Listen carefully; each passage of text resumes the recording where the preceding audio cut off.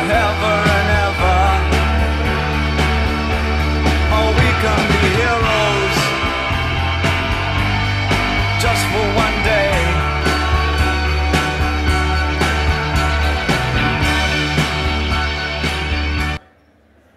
Ladies and gentlemen, I'm delighted and excited to introduce Benedict Allen.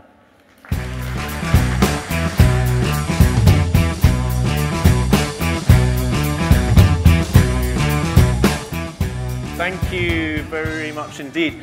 And before we get underway, I just thought I ought to say something about why I go alone. As Matt was sort of hinting that I go alone, you might think, why go alone to these jungles and deserts and places? Because, you know, you could have a mishap out there. And I didn't always go alone, actually. My very first expedition was to the Amazon, and I took a companion, my dog. Unfortunately, I ended up almost starving to death, and I'm afraid I had to eat him to survive. And well, we've all done it, come on, let's face it. No, in all seriousness, it was a very tricky moment, especially from the dog's point of view. And I was explaining about this story just last week at school. I come from Shepherd's Bush in West London. And there's a dodgy school there, and the headmistress said, could you come along to this school and just give a little bit of help to our pupils? They need a bit of inspiration that they too can follow their dreams as I did. So I went along to this school and I started explaining how I was attacked by a gold miner and I had to jump into my canoe with my dog, paddled away, then the canoe capsized, ended up having to fight for my life, walking out of the forest day after day, got malaria, and finally, I had to kill my companion, this dog, in order to survive. And this little boy stood up at the back of the class, and he was clearly a hard nut, you know, and he stuck his hand up and said, "Oi, I don't want to know why you had to eat your precious dog to survive. I want to know what it tasted like." I thought, oh, dear, dear, dear. I thought that's actually quite an interesting point, isn't it? So I told him exactly what I thought. I said, almost exactly like cat. And this, it was clearly the wrong thing to say, because this boy burst into tears, and I still haven't had a thank you letter from this school. He ran out of the class, and that was that. Ladies and gentlemen, if you were ever the sort of child who went walking along a rocky beach and found yourself keeping going, wondering what was around the next corner, then you are an explorer. You were the sort of person who wanted to find out. You find yourself keeping going. I was very much that sort of child. And maybe just like you, I used to put all sorts of exciting things in my bedroom shelves, things I'd found, like fossils and so on. And I had a dad who was a pilot, and he used to fly off to the jungles to test his aircraft and so on. And I thought, wow, that's amazing. He used to tell me about places like the Amazon and Borneo and New Guinea. And I thought, wow, one day maybe I could be an explorer. And I clung on to that dream through the years, through school and then through university, but with increasing desperation, because I realized I lacked the one prerequisite for being an explorer: money. I didn't have any money, and it turns out you needed money. And then I had an inspiration. I thought, hold on, there are people who live in the Amazon and Borneo and New Guinea, and all these other exciting places that had inspired me, and they don't have any money either. I thought, what I've got to do is get there. So I worked in a warehouse, saved up a little bit of money, and got myself to the Amazon. This was the place I'd been dreaming of ever since a little boy. And there I was, and it was absolutely horrible. I couldn't believe it. 100% humidity, insects screaming in your ears. And I don't know if you've had this problem in the office, but I discovered you couldn't wear the same pair of underpants for more than, say, 2 weeks, because fungi starts to grow in all the crevices, if you know what I mean. And it wasn't just that. It wasn't just the animals and things that were trying to get me. It was the people. I was paddling my canoe along one day, and I found myself being shot at. And actually, this is quite interesting. I discovered in my career, the trouble with being shot at and attacked is you can't sort of stop and ask why. So to this day, I don't really know why I was being pursued by these people with guns.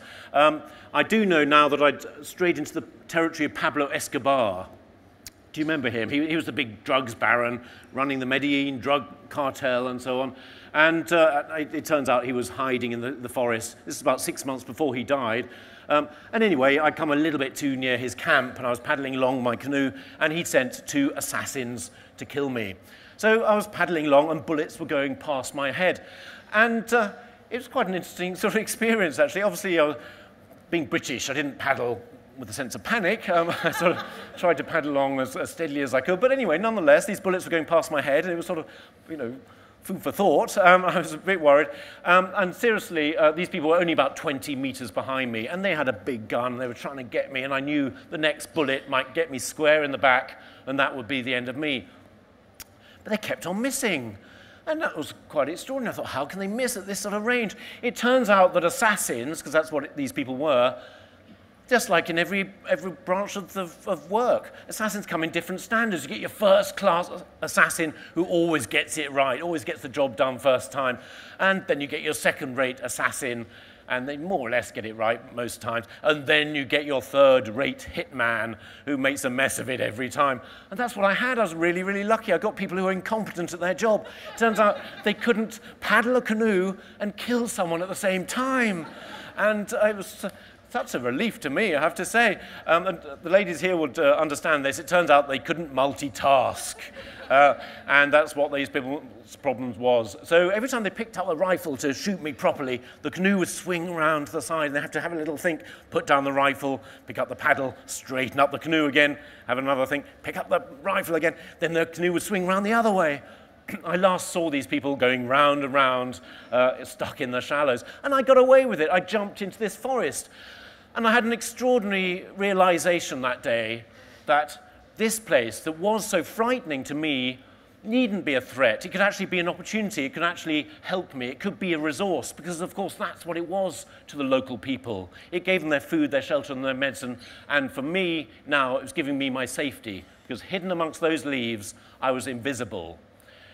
And I clung on to that idea of using the local resource, because actually a lot of these places that I, as an explorer, as an adventurer, will go to are too difficult to fight. You can't take on these sort of places alone. What you've got to do is listen and learn and see these places as an opportunity and actually use them. They're too big to take on and fight. But if you don't fight, you can use them. And I thought, well, one day I'm going to come back to this place, to the Amazon. I'm going to try and cross the whole of the Amazon basin. It's the greatest rainforest in the world, and I thought that would be a sign of success as an adventurer, as an explorer, as someone who'd actually fulfilled his childhood ambition. And I'll try and cross this place. It takes 7 months or so, 5,600 kilometers, a long, long way, very, very dangerous, but that would be a sign that I've achieved something. So I kept that in mind, and I thought, okay, now I need preparation. I need to build myself up. And I headed off to New Guinea, try and give myself some preparation. And I was up there in the north of New Guinea. There we are, Papua New Guinea. Right up there in the north, I thought, this looks an interesting place, local people who seem very sort of interesting. And I went to them, and they turned out, sadly, to be headhunters. Really bad luck, I thought. This man is actually quite friendly, this bloke, but I couldn't help noticing he had a skull in his hand. I said, what's that doing here? And he said, oh, don't worry, we gave up headhunting 35 years ago. I said, what's that? He said, no, it's my dad. I thought, what? You killed your dad? Doesn't sound very sporting. And then I thought, well, what other headhunting is going on around here? He said, look, as I say, we've given it up 35 years ago. I thought, it's probably like smoking. You know, people say they've given up, but you never quite know when they're going to lapse. So I thought, okay, what am I going to do with these people? Well, whatever my judgment, whatever my opinion of them might be, they had the secret to this environment. They understood it. They knew their forest. And I should suspend my judgment, I realized, and actually just simply learn from them. So that's what I began to do. I began learning their language, Nyara. I began learning about their culture. And I learned that this little boy wouldn't gain anything or any recognition in his society until he'd been through some sort of ceremony to make him a man as strong as a crocodile. I thought, wow, that sounds interesting, and it's clearly at the heart of these people's lives, a secret, sacred ceremony. And I began to try and inquire more. And this bloke, who I knew quite well, I used to go off hunting with him, he had been through the ceremony to make him a man as strong as a crocodile. You can see he's got scars running up his chest, and they go also all the way down his back, hundreds and hundreds of little bumps that resemble a crocodile. And he said to me one day, look, if you're really trying to understand our world, and you call yourself an explorer, you should have the courage of your conviction to do whatever it takes to understand our world. And what it takes us is to go through this ceremony to make you a man as strong as a crocodile. And I thought, oh, God, because I wasn't quite sure this was quite me, actually. You know, I'm more of a sort of shepherd's bush person, and I didn't think I'd fit in anymore if I had these crocodile scars. But anyway, then I found that the whole village was celebrating. I said, what's happening? How exciting. They said, we've just persuaded the first ever outsider to go through the ceremony, and it's you. And I thought, no, I'm going to have to go through this ceremony. And I was led away. My head was shaven. I was thinking, no, I just don't want to be brave. I was taking this photo. This is the spirit house deep in the middle of the village. They were erecting a big fence around it. This was the crocodile nest. Me, along with 20 other initiates, were going to be led away inside the crocodile nest and kept there for as long as it took to become men as strong as crocodiles. And as I said, I was just taking this photo, and this man came out, and he said to me, "Psst, do you realize the last crocodile initiation ceremony overran by a year?" I thought, no, it's getting worse and worse. I began counting out my aspirins and writing a last postcard home and this sort of thing. It was too late. The men began dancing in and out of the crocodile nest, calling on the great crocodile ancestor to help make this next generation strong, to help them understand what it took to cope in this highly competitive world. Calling also to the mothers to hand over all the boys that were hiding now in the forest, not wanting to go through the ceremony with me. And we were now led into the crocodile nest. And we were told to be brave by these people. They were beating their drums, telling us we've got to be strong and so on. I've discovered this is a bad thing. If people say you've got to be brave, it means something terrible is going to happen. And sure enough, it did. We were now led to upside-down turned canoes, laid on our backs, and cut repeatedly with bamboo blades. I won't linger too long on this because it'll spoil your lunch break, but you sort of get the general idea. It was a nightmare. And really, really unlucky this. I discovered I had a phobia. Imagine this at this stage. A phobia against being cut repeatedly with bamboo blades. And I was standing there thinking, oh no, I don't want to go through this. I was left to last, I ought to say, because everyone wanted to initiate their son first. So I was sort of hanging around, trying to be brave in my little grass skirt and taking these holiday photos, you know. And we lost about 2 pints of blood in this process. That's a litre of blood. And he couldn't even stand up at the end of it. You'd lost so much blood. But the great thing about this moment, and maybe you've had this in your experiences, in your lives, when you've gone through crises, you know you've been tested, you know you've come through, and sometimes you can think to yourself, that's the worst part of my life over with. You think it's never going to be as bad as that again. Except this was not a bad day. It was just about to get a lot worse, because we were now told to dance happily around the spirit house while all the old men came out and thrashed us with sticks, which is really not my sort of thing at all. And it's just really quite serious. We had to do this 4 times a day. And as you can see in this picture, there's blood streaming down this person's back. A friend of mine said to me, quite recently, rather unfairly, I think, well, thank goodness you went to one of those posh public schools, because it's probably just the same there. And you probably enjoy it as well. And it's true. It was just the same there. No, not really that bad. But this really was quite terrible. Imagine this 4 times a day. And of course, it was all about pushing us. It was all about testing us, seeing how strong we were. And it was also all about uniting us, because we were now given this uniform, effectively. We were given this grey coat of clay, and we knew we weren't going to be allowed out of the ceremony until we had started to forget our differences. There was I. Of course, I didn't really belong there. I belonged in Shepherd's Bush, as I say. These people belonged in New Guinea. I could never become one of them. They could never be like me. We were from a totally different world. But the ceremony was all about forgetting how different you were. It's all about combining together. You know what it's like. If you have a crisis, you start looking to the positives in your group. You start looking to your strengths. You've got to, because you're not going to get through that crisis until you do that. And that's now what was happening to us. We were trying to be positive, we were singing songs, trying to get through this crisis, because that's what was being delivered to us now, a permanent crisis. And when we had learnt to cope with this crisis, we'd be allowed out of the crocodile nest and be given our freedom and given our respectability in that village. So we were trying different ways to try and encourage ourselves and increase our enthusiasm for being beaten and so on. And so my friends were now telling jokes and dancing around. They said to me, "What are you going to do?" I thought, oh dear, okay, it's time for my moonwalking. Quite honestly, it never really works in Shepherd's Bush. No one likes it there, and it didn't really work here. And I'm not going to even try it now, because I'll just get booed off. But I gave it a little go, and they said, oh, heaven's sake, what else can you do? They said, I thought, My Way. You know that song, My Way? Frank Sinatra, always goes down well. And I began singing My Way. And they said, not that. That's what the missionaries always sing. Come, haven't you got anything? And then someone said to me, you're British, aren't you? I said, yeah, no, I'm British. They said, sing your national anthem. We love your national anthem. I thought, oh, do you really? I mean, it's not brilliant. I mean, I'm quite patriotic, but God Save Our Gracious Queen, let's face it, it's not really very inspiring, is it? The Marseillaise, that would have been brilliant. You can just imagine the French being beaten to the Marseillaise. They would have loved that. They would have coped really well. The Americans, the Australians, really good national anthem. God Save Our Gracious Queen. Anyway, the locals love it, so I'll sing God Save Our Gracious Queen. So I began, and they said, no, not that. Your national anthem, Old MacDonald Had a Farm.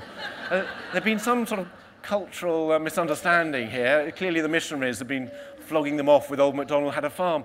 So I thought, oh, well, if that's what they want, I'll sing that. And it was a surprise hit of this ceremony. If any of you feel like going to New Guinea now and joining in this ceremony, I'm sure some of you secretly do, this was the absolute key to the ceremony because you could get in all the local animals. You know, Old MacDonald Had a Farm.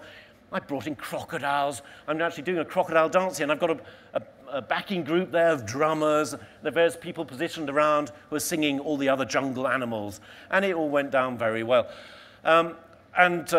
Days went by. This photo, I suppose I took after, or someone took after about a week. This is what we look like after a month.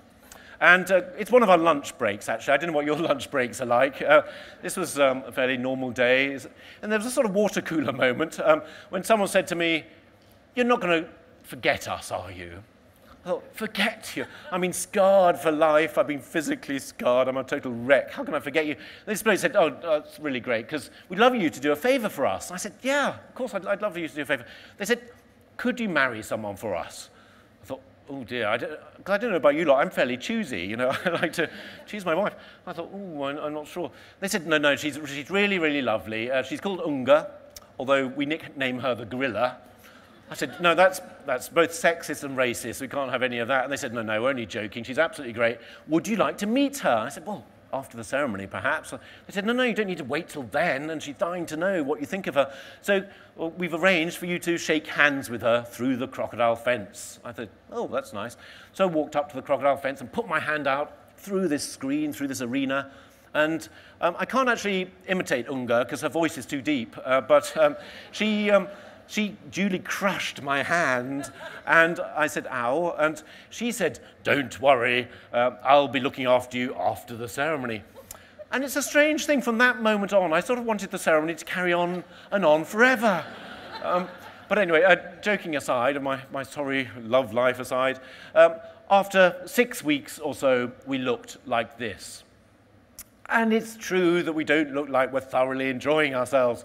But nonetheless, we had found a mechanism to get through the ceremony. We realized that we had to look after the youngest, the weakest member of our group. And you know what it's like in business. You've got to look after the weakest member of your team. Same thing. And that's the way we got through this crisis, by working together and hiding or preparing and also protecting the weakest member so that no one actually cried and so that we were all seen as strong. And now we were rewarded. We were invited to head out of the crocodile nest. We were launched off into the forest. And imagine that sense of freedom, that sense of accomplishment. We knew we got through this training period, and now we were going to be embraced by the outside world and put our lessons into action. And we were led off into the water. This is what mother crocodiles do with their young. They launch them out into the water. They give them their freedom. And that freedom was also now ours. Absolutely extraordinary moment of liberation and completion.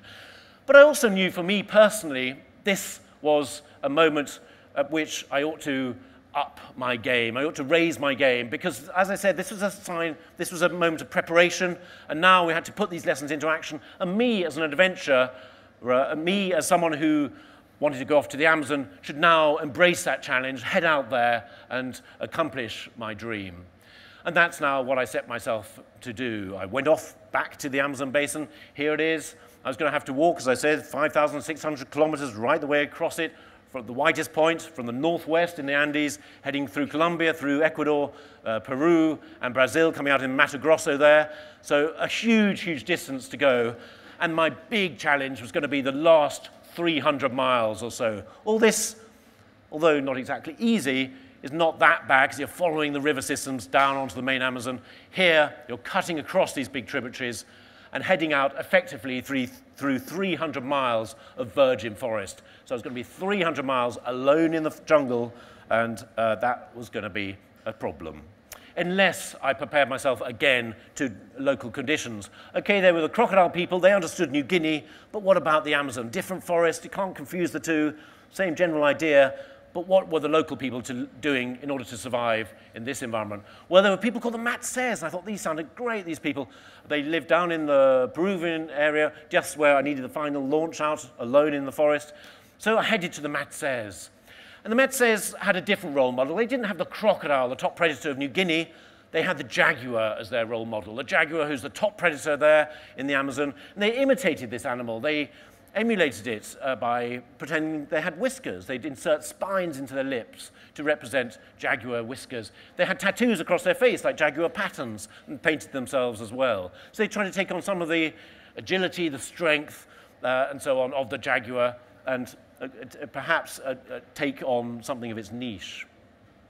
So I thought, what a great people to teach me. And this man, Pablito, was very, very kind. When the frontiersman who guided me to these people retreated, my life now was in his hands and in the hands of his people. And a great bloke taking me on, deciding he would try and give it a go, try and prepare me, because now, effectively, there's no way out. There's no way back downriver. My life was in these hands, and ahead of me was my objective. I got 2/3 the way. Now, the final test. Could I learn enough to survive? There's going to be no help out there. I was going to be alone. No one in the world was going to know where I was, and these people were my solution.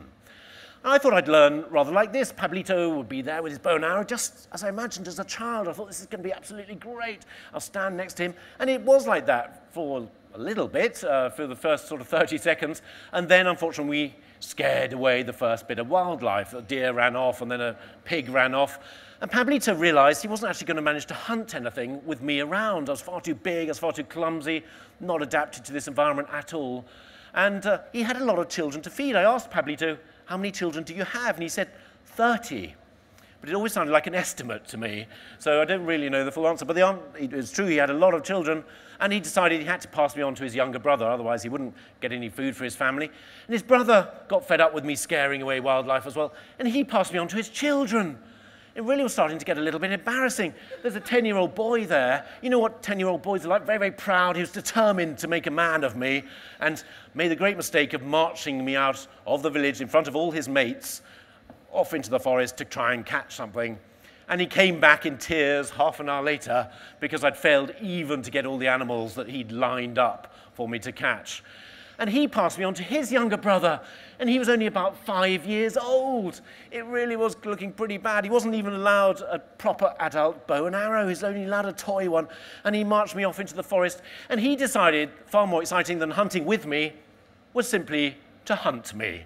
And that's what he did. He chased me through the forest and zapped me with his toy arrow, and then he got sick of that, and he went out in the night with his little chums, and he'd set up little booby traps to make it a little bit more exciting.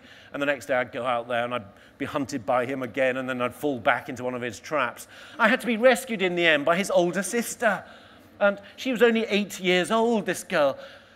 But I was beginning now to realize the depth of knowledge that these children had. This little girl, Lucy, 8 years old, and she knew an extraordinary amount, not how to hunt, because the Matsés have different strategies of survival. The boys are hunters, the girls are gatherers, and this little girl was amazing. She knew 20 sorts of herb to act simply as disinfectant.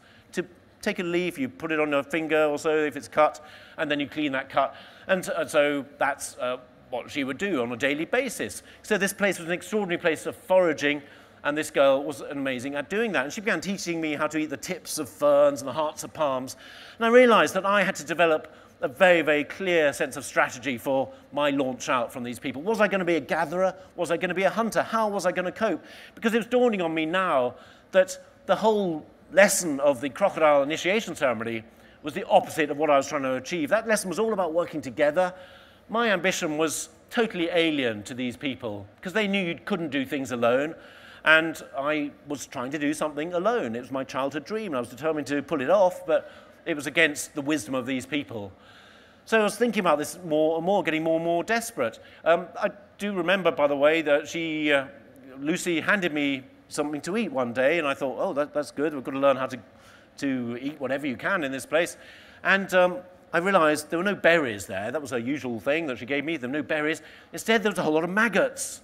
I thought, oh, dear, I don't know if I want to eat these. And she said, yeah, you've got to. If you're going to survive out there, you've got to do more than this. You've got to eat all of these. And she handed me the first one, and it was a very big one. And I looked at it, and it looked back at me. I thought, no, I'm going to have to eat this. And I put it into my mouth. And this maggot was one of life's winners. It was like one of you lots who's come along to the Sage Conference. It was going to survive, it was going to thrive, and it decided it certainly was not going to die, and it wedged itself in the bottom of my throat. I thought, uh-oh. And then, slowly, this Sega grub began turning around. I thought, what's going on? And I was trying to swallow it down, going, ooh, ooh. And this Sega grub began walking out. And I was going, ooh, ooh. And it was going, yes. Well, it didn't actually speak, to be absolutely honest. But it could clearly see the daylight. And finally, this maggot thing jumped out of my mouth and got its freedom. It sort of wandered off back into the forest. I've always admired that Sego grub, you know, because it's all very well being a jaguar, being a crocodile, being a top predator.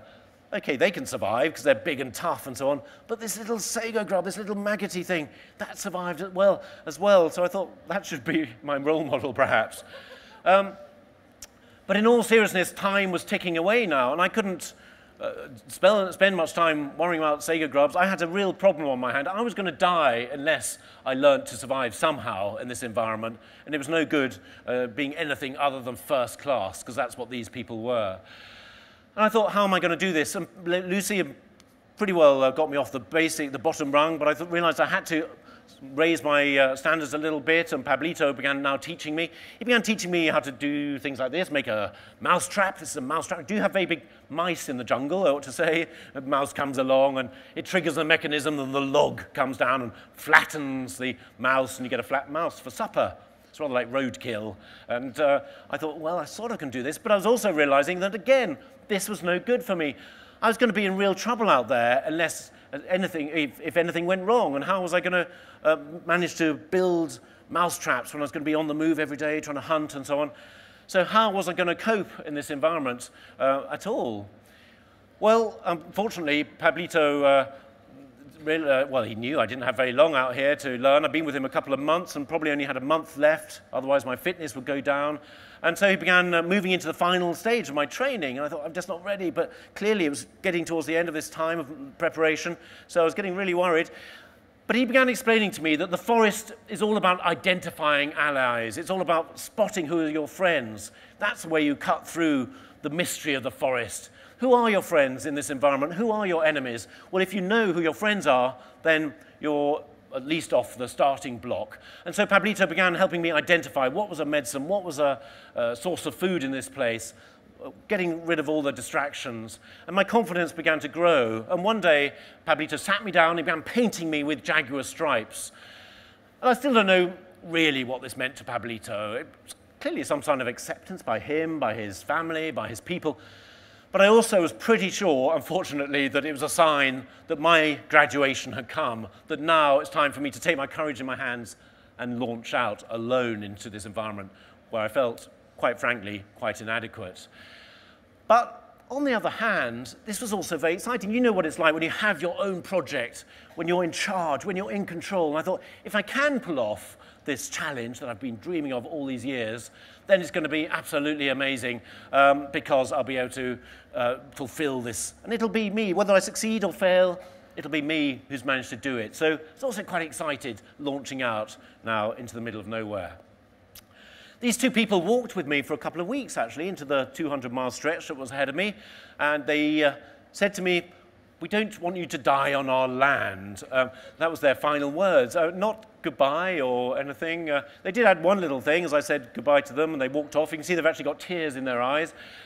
They said to me, "No one's going to be able to bury you." So I felt a little bit depressed by that, and I was hoping for this sort of grand finale, as I said.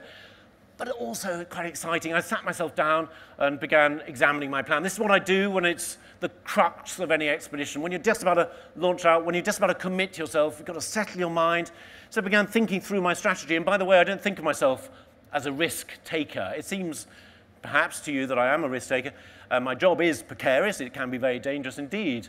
I think of myself as a challenge taker because all the time I'm trying to mitigate risk. I'm thinking about risk all the time, trying to eliminate it as much as I can. So now I was trying to work out a strategy. I realized that discipline was going to be absolutely key to my survival. I'd make myself shave every day. I'd make myself wear wet clothes every day, because you're going to get wet in the jungle, whatever happens every day. But you've got to try and keep as dry as possible, so you reserve your dry clothes for night. I'd have 2 bags in case I lost one of my bags, and every single possession I have would be mirrored, so that I had 2 bags of sugar or whatever, and I'd always make sure that I had a medical kit at the top of each bag, so that I could grab it if I was bitten by a snake. So working out these different strategies in one form or another, and also clearly in my mind had to be my overall plan. I always have a plan A, which is clearly in this case to head out to the southeast through the Amazon basin, through the forest. Also plan B, that's when you deviate from your plan. Plan C, that's your exit strategy. Always have an exit strategy, so at any moment as I walked along through the forest, I'd have to think of the best way out when it all goes wrong. The final thing I did before launching out alone into the forest was to look at this bit of paper. This is what I keep in my survival kit. I always have a little kit with essentials around my waist with fishing hooks, fishing line, waterproof matches, that sort of thing. And this line is the sort of thing you get at management conferences, you know. And this was just a reminder of the key things that keep you going when things go wrong.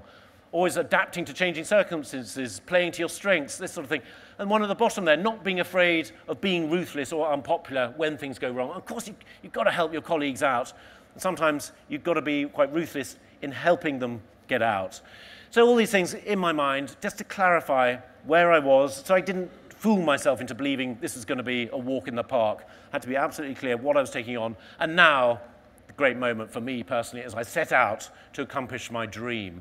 And this is a photo I took after a couple of weeks. I'm drinking from a vine. You've got to be a little bit careful when you cut a vine and try and drink water from it, as I'm doing here, because some vines have strychnine in them. And, you know, strychnine is a poison. You don't want that first thing in the morning. But I was getting it right, and this was really good. It felt really good as I was making my way through the forest, taking part in that forest. But gradually, I began to get weaker and weaker, because you've got to be at the top of your game in this environment. It's what I sensed while I was with those jaguar people. You've got to be absolutely performing at your best.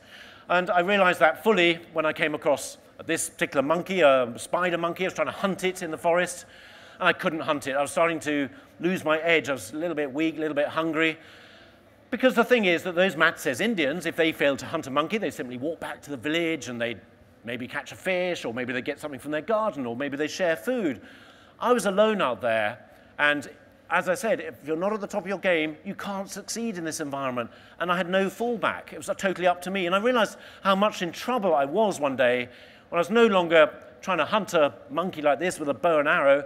I was simply standing at the bottom of this fruit tree, hoping that monkeys would give me a handout. Because you know what monkeys will do. If you stand underneath monkeys, often they'll actually start chucking fruit down at you, and it's quite amusing for them to chuck things at you. I was waiting, I was standing, trying to be a target, so these monkeys would throw things at me. And if I wasn't doing that, then I was simply hanging around fruit trees, waiting for them to drop, waiting for these fruit to drop, or I was scrambling around the forest floor, looking for fruit that had fallen on the floor. So effectively, I had now become a beggar. I had become someone who was hoping for handouts. I was someone who had lost control. I was relying on luck always being on my side, and of course, that can't always be the way. You can't rely on luck being on your side. So I was getting increasingly desperate, and I took this photo of myself at a stage when I was pretty sure I was going to die. I'd been alone for a month, and look at me, I'm no longer shaving.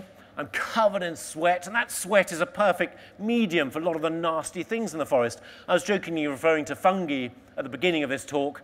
Well, that sweat is a perfect medium for fungi, and it was starting to grow all over my skin.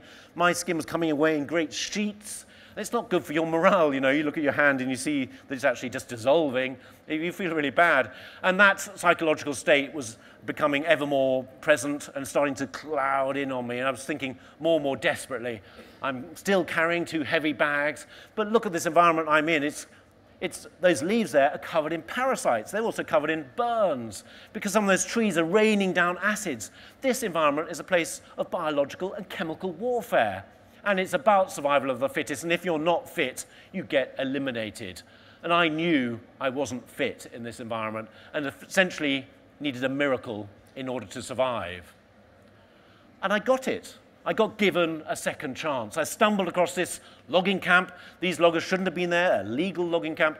And I walked out of the into this clearing, and I was overjoyed. Suddenly I had all the energy in the world. I knew I was going to live, and I saw a fellow human being. Remember, I hadn't seen anyone for a month, and there was a fellow human being. I came out, got my camera out, took this photo, and then realized he was holding a gun. I thought, oh no, here we go. And he said to me, raising his gun in my face, "Get lost." I said to him, "Hold on, I'm lost already." He said, "Well, where are your companions?" And I said, "Well, it's just me out here." He said, "You've got to be careful out here." I said, "Yeah, can you put that gun away, please?" We began talking because we had this extraordinary thing in common, which was we were both humans. We were both up against it. He had 15 companions, but they felt hemmed in by that forest. They were living on the knife's edge, and so was I. And he said to me, "Okay, you know we shouldn't be here, but actually we're all in this together." And he said, "Come on, stay with me for a couple of weeks. We'll feed you up, we'll give you food, we'll get you on your feet again, and then we'll launch you out." And that's what he did. And we shared food and we shared jokes. And after 2 weeks, 2 loggers walked with me out of the forest, or out from this clearing. And we headed out through this forest. We came to this river.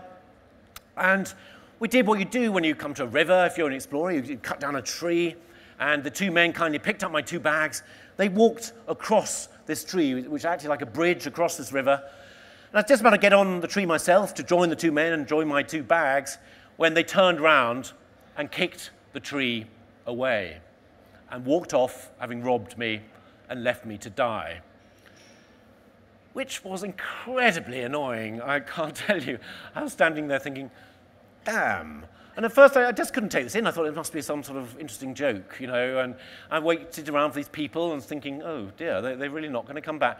And then I realized what was ahead of me. It was 100 miles. I got 100 miles to go of this journey. I didn't stand a chance out here, and I sat down on the forest floor and began to feel sorry for myself. I'd love to stand here and say, it all came together on that day, at this moment when it really, really counted. My professionalism kicked in and I fought back. But this was so devastating, this blow, this personal blow. I'd shared food, I'd shared jokes with these people, and now they'd turned around, they'd slapped him in the face. They essentially had robbed me, or effectively murdered me. And it was too difficult to take in. I lost belief in myself, I think, above all.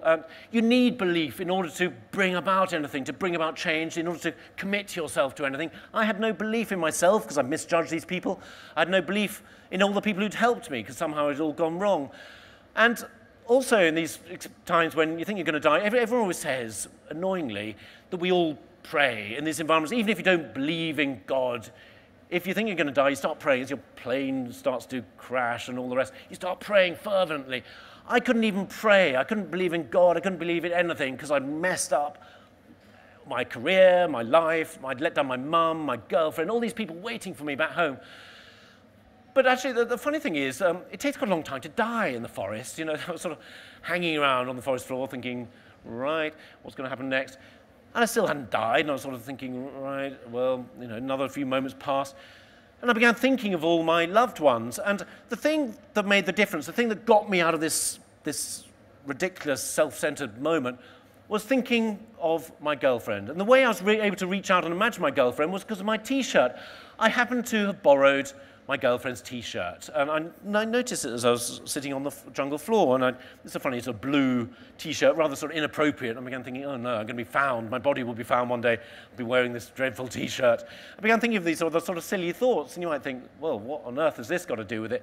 Well, that T-shirt was crucial because it linked me back to this outside world. And I began thinking of my girlfriend's T-shirt. And by the way, just in case you're wondering why I was wearing it, I was packing up a knife in my jungle baggage, and I thought, oh dear, it's going to cut something, this big knife. I better wrap it up in something. So I borrowed my girlfriend's blue T-shirt just to wrap up this knife, and I shoved it in my T-shirt, and I thought, oh, better try and get it back to her one day. And I began thinking of this little moment when I was packing, and that got me back into that other outside world. And I began thinking of my girlfriend who's waiting for me, my mum who's waiting for me. And I thought, I've got to try. And maybe what I've got to do is just start walking, and then I'll die. But perhaps I can die on a path. You know, I might come across the jungle path, and suddenly someone will come across my body, and that'd be great, you know, because it'd be nicer for my mum to bury my body, perhaps. So that was in my thought. And then I thought, I can do better than that, because I'm going to die anyway. this is quite exciting because I don't need to worry about anything. I talked about earlier how I'm always mitigating risks. I'm always worried about how I can survive, strategies for getting out and so on. I didn't need to worry about any of that because I didn't die anyway. So I thought, what I'm going to do is walk down that river, I'll find a way down it, and then I'll find a way across that river because I didn't have any baggage to worry about. I'll jump into the water somewhere, scramble out the other side, and I'll start walking back again. And then I'll track down these two men. And I'll steal back one of my bags, because they'll try and kill me probably. They were heavily armed, these people. I've been a witness to them trying to murder me. But if I got back one bag, then I stand a chance in this place. I was going to die anyway, so I might as well give it a go.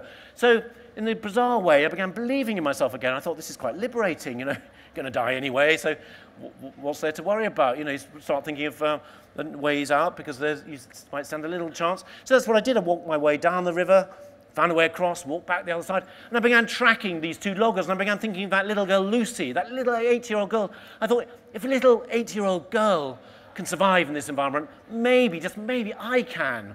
And I tracked these two loggers, waited for it to get dark, sneaked into their camp, got back one bag, waited for daylight, and then started walking my way out.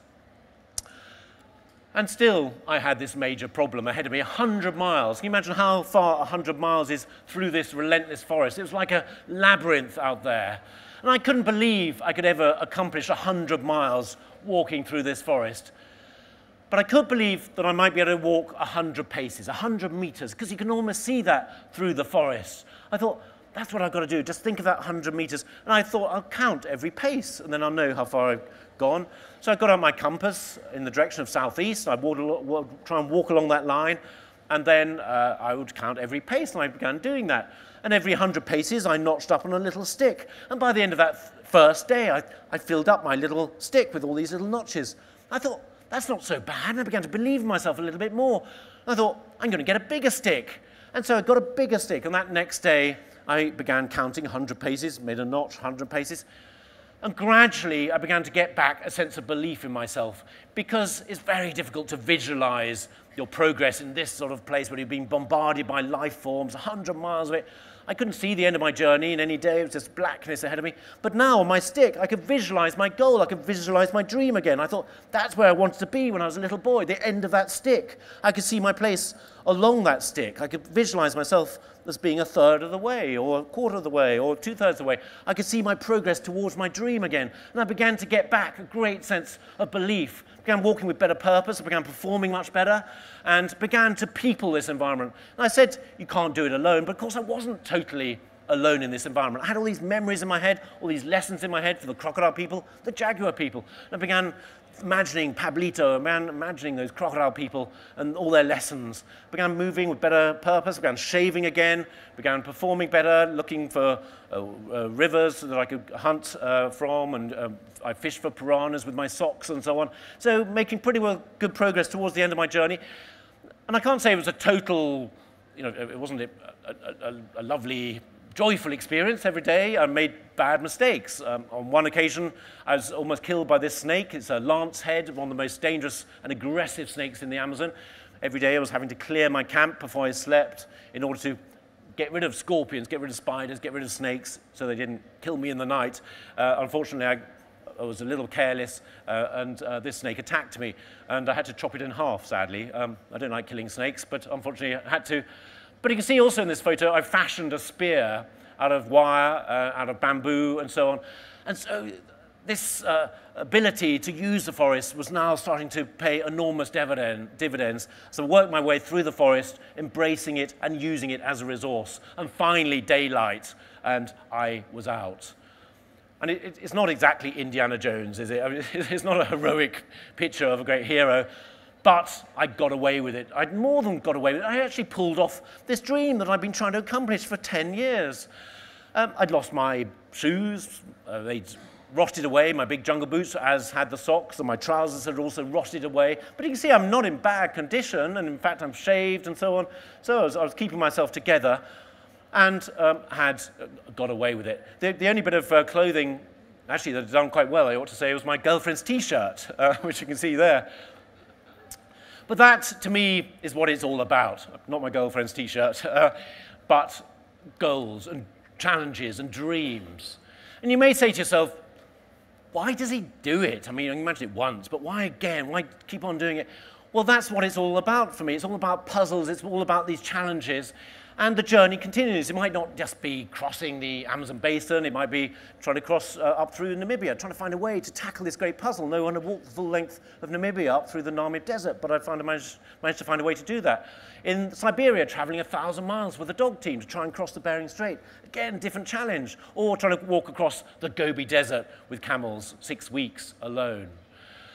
So all of them very, very different challenges, and often things wouldn't go well. And of course, there are great highs, but as well as that, there are great lows when it does go wrong. But the highs, to me, are really worth reaching out for, because you get that sense of having found something special in yourself.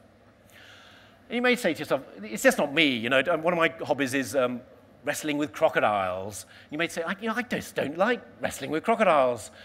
But I strongly believe that everyone here in this room does have a dream, whether at work or at home. We all have a dream. We all have something, a vision that we're aiming for. And this, to me, is our common ground, the forest, the jungle, highly competitive world. And I wouldn't dare dream to talk about your world with any sense of knowledge. I didn't know what you get up to in your business world. But I think there is fundamentally something very much in common between me, an adventurer, and you, someone who faces a highly competitive environment. I bet there are people who are after your work. I bet there are people who are after your business, but you can't rely on them being dodgy assassins, like my third-rate dodgy assassins. There are people who are up to their game. I'm someone who's said to have nearly died 9 times.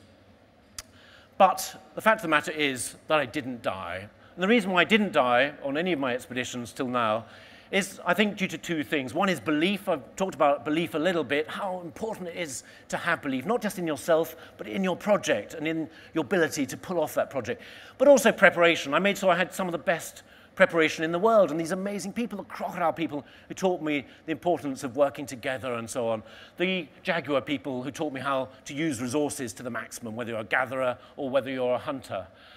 And for me, that's what it's all about. It's those 2 things combined. And of course, you've got to have all sorts of other things. You've got to know the importance of working as a team and using whatever resources come your way and engaging with that environment and so on. All these things come together. And I think if you do take them on board, then you can dare take on the most competitive environment in the world, whether it's out there in New Guinea, whether it's out there in Borneo, or whether in Manchester and the world of sage and beyond. But I'd like to end on a more personal note and say, well, yes, okay, I'm someone who's meant to have nearly died 9 times. But the fact of the matter is, I didn't die. And actually, maybe it's the wrong question. It's not about how many times you nearly died, you nearly succeeded. It's a question of how much you've fulfilled your potential. It's a question of how much you've lived. Thank you very much indeed.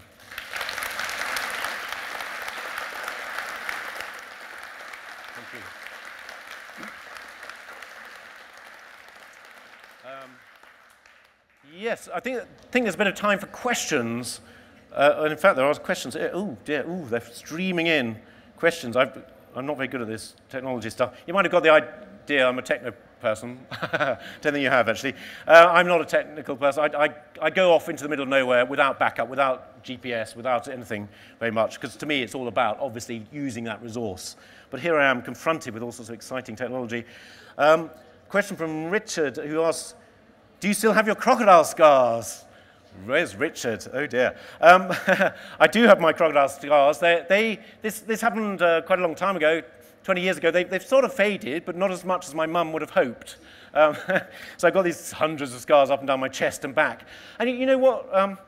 Thing about those crocodile scars, I always thought it was a little bit unlucky. I'm almost 6'4", and the locals are about 5 foot, which means there are far more cuts per unit initiate on me than the locals. So I've got rather more scars than the locals have. Ooh, dear. Jim says, next time you come back from the jungle, come and see me and get your feet fixed. Oh, right. Right, maybe I should read these before I read them out. Thank you, Jim. I do need my feet fixed, actually, and everything else as well, falling apart. What were my challenges with camels, I've been asked. It became clear to me that I wouldn't survive all that long if I kept on going back to the jungles. I became a bit of a jungle expert. I learned to survive alone in this environment. Very few people actually have learned to cope in the Amazon for weeks or months alone, and I was very proud, with the help of, obviously, the local people, to got to the stage when I could survive. But my doctor pointed out that I wasn't going to survive for very much longer because parasites and nasty things like that start to sort of erode your system. So he said, what about somewhere empty of wildlife, like a desert? So off I went to the desert, and I walked up the full length of the Namib Desert because no one had actually walked it before. And you might think, why bother walking up a desert? Well, the Namib Desert was very, very exciting indeed because there were all sorts of wildlife there, ostriches and elephants and so on. But also, I was very excited by the idea that no one had actually been allowed to walk its full length, because I'm attracted by those challenges, but also by well, I suppose there's the intellectual side and the physical side, and these seem to combine in Namibia. So I trained 3 camels and managed to walk up through the length of Namibia, and the reason why no one had been allowed before was that vehicles are now banned from the Namib Desert, partly because there's a lot of diamonds there, and there's a security question, but also because it's a delicate ecological environment. So camels were the solution, and that, for me, is part of it. As I said, these are intellectual challenges as well as the physical challenges, and camels were the key to this one. Again, in the Gobi, no one walked across the Gobi Desert alone, and that excited me. The way that I coped in the jungle, as I said, was to see it as a home, as an environment that could look after me. And that challenge had begun all over again in the desert, because that environment is harder to survive in than the jungle. And then I went on to the Arctic, because that's even harder to survive in, because it's a very, very unforgiving place. You might last 10 days in the jungle before dying, probably 3 days in the desert before dying of thirst. Arctic, you can die in 30 seconds, or maybe 2 minutes if you're really lucky, if you fall through the ice into the water. So harder and harder. So always pushing myself a little bit further. Vicky has asked, what language do you speak to communicate with these tribes? I use a huge amount of sign language. You might have noticed I'm waving my hands around all the time. That's because I've spent 10 years of my life isolated from my culture and have tried to make myself understood. So a huge amount of sign language, a huge amount of work in learning the national language. So I've had to learn Portuguese, Brazilian, Mongolian, Russian, Indonesian, these national languages. But then, of course, the local indigenous people speak their own language. Often it's very, very important to speak their language, because national governments are seen as enemies often, because it's the national government that's cutting down the rainforest, for example. So learning local languages. But I have to say, it's about empathy, and I know immersion is a key theme for this event. It's about immersing yourself mentally and physically, and that means not being a threat. I'm very, very vulnerable on my expeditions, because if you're actually like Indiana Jones, you don't last in this place. You're seen as a threat, people get rid of you. I'm very vulnerable, and I try and stay with children, learn from children, because they, you know how children are, they're very good at empathizing, and I use that I use them as an entry point often, trying to learn from the children, trying to empathize. Children are much, much better with languages, and in that, you know how they are in a nursery or wherever, children will listen to you and speak to you in their language without a care in the world. So it's easier to use them as a bridge than with elders. I don't know how we're doing for time. I think we've got still a bit of time, I think. Who would you win in a fight? You, Ray Mears? Oh dear. It's a bit controversial. Who would you, Ray Mears or Bear Grylls? I don't know if I should say the truth. You know what? Ray Mears is he's not a survival expert. He's a bush craftsman. And so it was slightly different things. Bear Grylls, he's an adventurer.